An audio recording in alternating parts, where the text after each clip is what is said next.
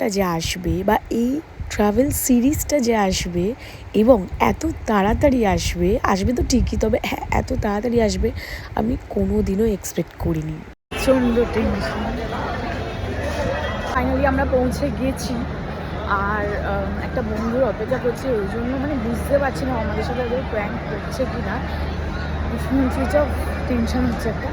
এইভাবেও যে কোনো আনপ্ল্যান্ড ট্রিপকে এইভাবে একটা সাকসেস ট্রিপে পরিণত করা যায়, আজকে তোমাদের সাথে সেটাই শেয়ার করব। যেহেতু এটা একটা আনপ্ল্যান্ড ট্রিপ, তবু হ্যাঁ কিছুটা তো প্ল্যান করতেই হয়েছে, তো চেষ্টা করছি সবটাই তোমাদের সাথে তুলে ধরার এবং অনেক ডিটেলস শেয়ার করার। তাহলে চলো শুরু করা যাক। তো ফাইনালি আমরা ট্রেনে উঠেছি, সিট নেই, আছি কিভাবে আছি জানি না, মেমোরিজ মানে মেমোরিজ, কোনো সিট নেই, আছি যাচ্ছি। লাস্ট মোমেন্টে ট্রেন ছাড়ার 1 সেকেন্ড আগে উঠেছে আমাদের বন্ধু, ট্রেন আমাদের জন্য ওয়েট করেছে, যাচ্ছি। বলুন, আরে বলুন দাদা, আরে 12 ঘন্টা আগে এক্সপিরিয়েন্স বলুন।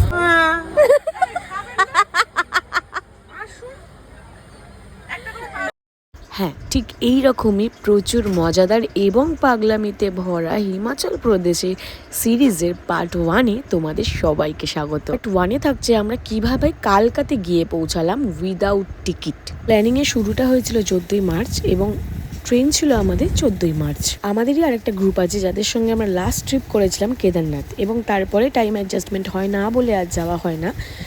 তো ওদের সাথেই আমাদের এই ট্রিপটা প্ল্যানিং ছিল, তবে আমাদের ওই সেমই টাইম অ্যাডজাস্টমেন্টের প্রবলেমের জন্য কিন্তু আমরা ট্রিপটা ক্যান্সেল করি, এবং যথারীতি ওদের ট্রিপটা হচ্ছিল। লাস্ট মোমেন্টে ওরা আমাদের বাড়িতে এসেছিল সকালবেলা, তো হঠাৎ করেই কথায় কথায় ওদের ট্রিপের প্ল্যানিংটা জানার পর দেখলাম আমাদের যা ট্রিপের বাজেট বা কিছু ছিল, তো সেটা ওদের সঙ্গে অনেকটাই মিলে যাচ্ছে।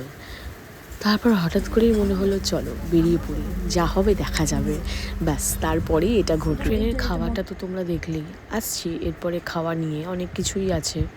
তো যেহেতু লং জার্নি কালকা অবধি, তো ফার্স্ট দিন আমরা জেনারেলের টিকিট কাটলাম, এছাড়াও স্লিপারের জন্য ফাইন দিলাম, দিয়ে উঠলাম আমরা ট্রেনে।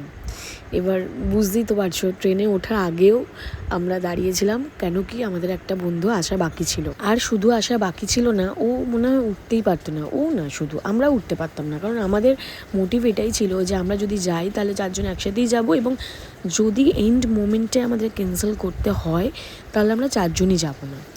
তো আমি জানি না সেদিন ঠাকুর কী চেয়েছিল, যে যেই ট্রেন লেট করে না কনফার্মড, সেই ট্রেন একদম সঠিক টাইমে ঢোকার পরেও সঠিক টাইমে না ছেড়ে 10 মিনিট লেট করেছিল। আমাদের বন্ধুটি আসে এবং ট্রেন ততক্ষণে জাস্ট স্টার্ট হয়েছে এবং ও দৌড়ে দৌড়ে ট্রেনে উঠেছে। মানে এটা একটা শুধু মেমোরেবল না, এটা একটা অ্যাডভেঞ্চার। তো যারা যাচ্ছিল ট্রিপে তাদের মধ্যে মোটামুটি সবার আরএসি, কারোর ওয়েটিং।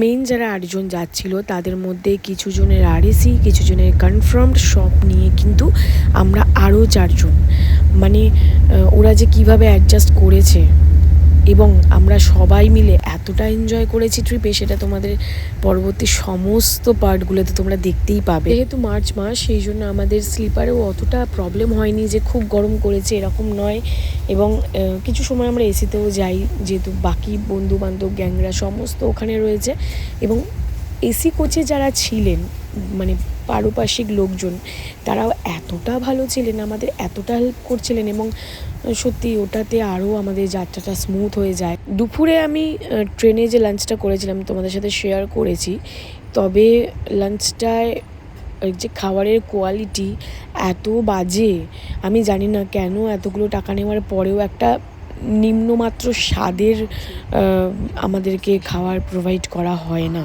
তো আমি যতই বলি না কেন, আশা করছি পাল্টাবে না, কেন কি আমরা যতই বলি যাদের চেঞ্জ করার নয় তারা চেঞ্জ কীভাবে করবে। মানুষকে এত বাজে পরিষেবা দিচ্ছে, তাও খাওয়ার নিয়ে যথেষ্ট প্রাইস একদম ঠিকঠাক, তার থেকে বেশি বলা চলে। ওই একটা ডিম, 2টো ডিম, তার সাথে একটু ভাত, দুটো রুটি আর একটা টালটালে ঝোল, তার সাথে টালটালে ডাল, এটার প্রাইস যদি 90, তারপর একটা জাস্ট মাংস দিয়ে বাকি একটা টালটালে ডাল আর ভাত আর দুটো রুটি দিয়ে যদি তার প্রাইস 130 হতে পারে, তাহলে আমরা অবশ্যই চাইবো যে আমরা যেন একটা সঠিক মানের খাবার পাই, সেটা আমরা পাই না। আমরা কিন্তু এই কারণেই আমাদের লাস্ট ইয়ার প্ল্যানটাকে ক্যান্সেল করেছিলাম যে আমরা আরএসিতে যেতে পারবো না। যদি বাই চান্স একজনের ওয়েটিং লিস্ট পড়ে যায়, সেও তো আরএসিতেই আমাদের সাথে তার অ্যাডজাস্ট হবে, এবং সেই বা কী করে থাকবে, আমরাই বা কীভাবে অ্যাডজাস্ট করব সবাই মিলে এতক্ষণের জার্নি। সেইখান থেকে একটা আনপ্ল্যান ট্রিপ, যেটা কিনা কারোরই কোনো মানে টিকিট নেই, এবং আমরা উঠে পড়েছি, তাতেই সবাই মিলে অ্যাডজাস্ট করে নিয়েছি বসার জায়গা করে, আজকে আমাদের মোটামুটি আমরা ডেস্টিনেশনের কাছাকাছি পৌঁছে গেছি।